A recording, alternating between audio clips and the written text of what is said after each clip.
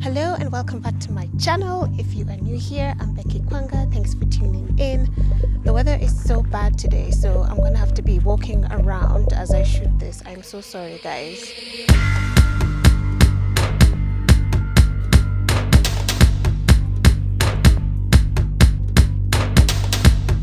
And my goodness, I am so grateful for the love and support I received in my first video. Thank you to all that subscribed. I'm blown away. Thank you so much.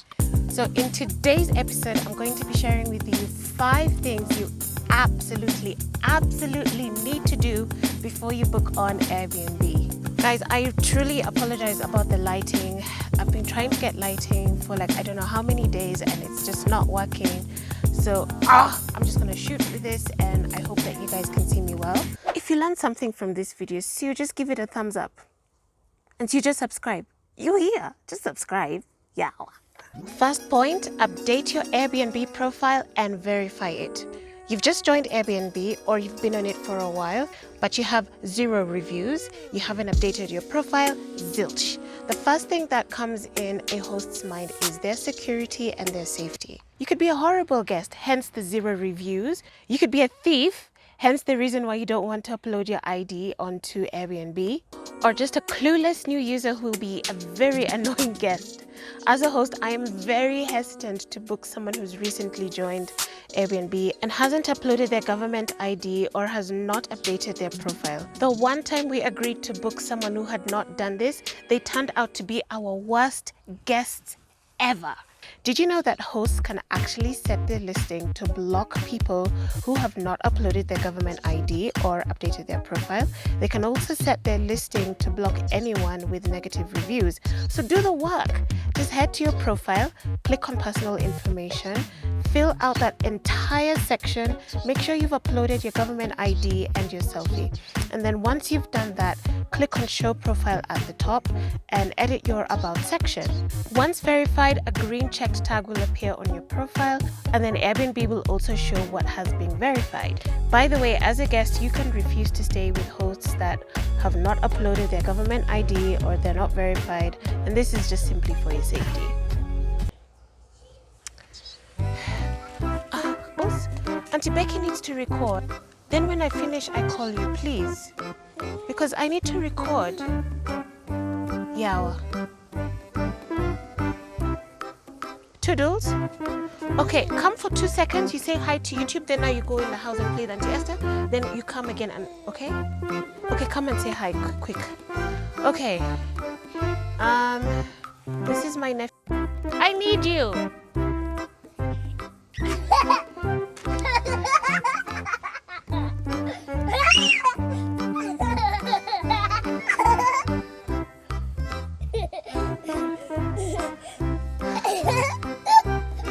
Number 2, read through the entire listing. As an Airbnb host, this just drives me up the...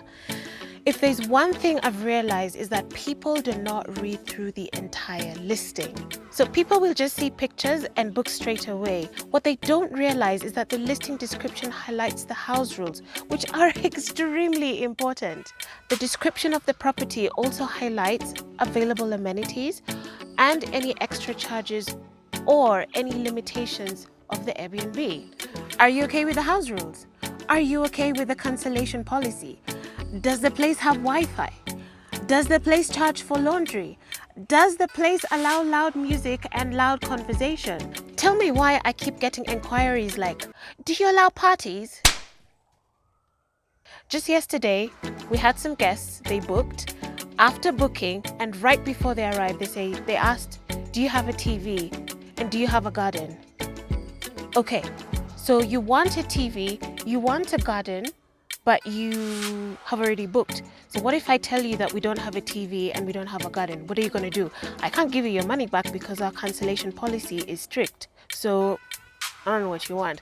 The funniest one was someone said, I'll be coming to Nairobi with my partner and 2 dogs. I promise you they are very well behaved. Can we stay at your place?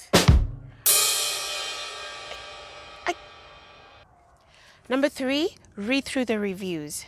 Reviews will give you the real scoop on the place. Look up for a common issue that has been mentioned multiple times. Also look at how the host responds to negative reviews.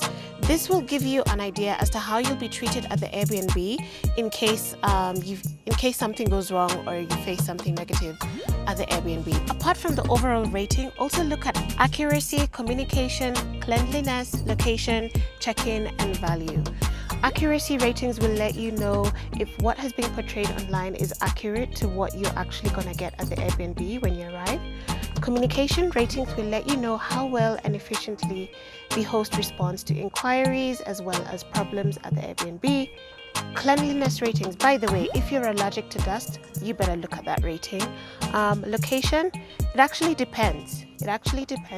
If, for example, the Airbnb promises proximity to malls and to, say, hospitals, then this rating should be high. I think for check-in and value, those are obvious. So reviews will give you an accurate description of the place and they will help you the decision making. So read them. Right. So in today's episode, I'm going to be sharing with you 5 things you absolutely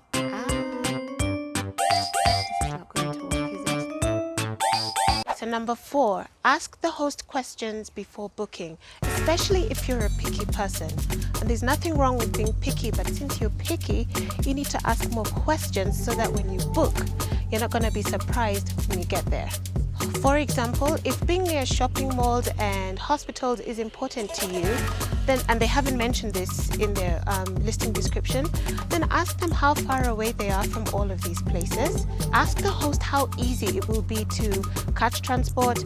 Ask about the road conditions. Look to see how fast they respond. A great host will respond within hours. If it takes the host days to respond, that's usually a red flag. Shush. Shush.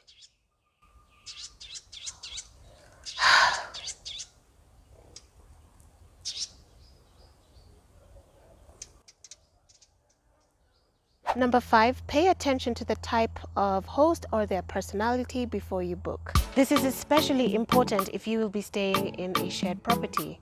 If they have said in so many words that they are private, they are busy, and you are a chatterbox looking for someone to hang out with 24/7 and chat, don't book that property. Read the host's profile.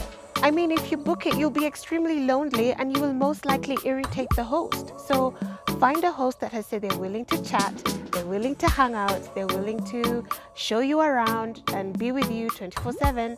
That way, you're booking the right property that is the right fit for you. There's a car coming.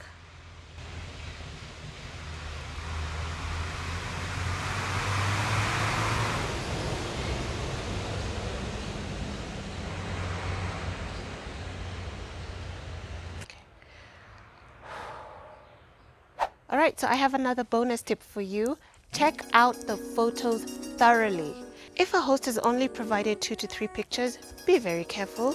And if the pictures are blurry or they haven't provided pictures of the whole property to where you will have access as a guest, for example, the toilet, the bathroom, the places where you'll be lounging, all that kind of stuff. If they haven't provided pictures of the whole property, be careful. It is a red flag. The best Airbnbs will usually have clear pictures with good lighting. They will show every single room that the guests will have access to, and they will most likely show different angles of the room. I mean, if a host has taken the time to provide professional pictures, then they'll most likely be invested in their ratings, and they'll also be invested into how well they treat their guests. So take the pictures seriously. So that's it, guys. Next week, I'm going to be discussing if you are a guest from hell. You've probably been a guest from hell and you don't even know. So tune in to know what makes hosts tick, what makes them frustrated, so that the next time you stay at an Airbnb, you are mindful of all of these things. Please give this video a thumbs up if it was helpful to you. Subscribe. I would also love to engage with you in the comments section, so please leave some comments below. I'll see you next week.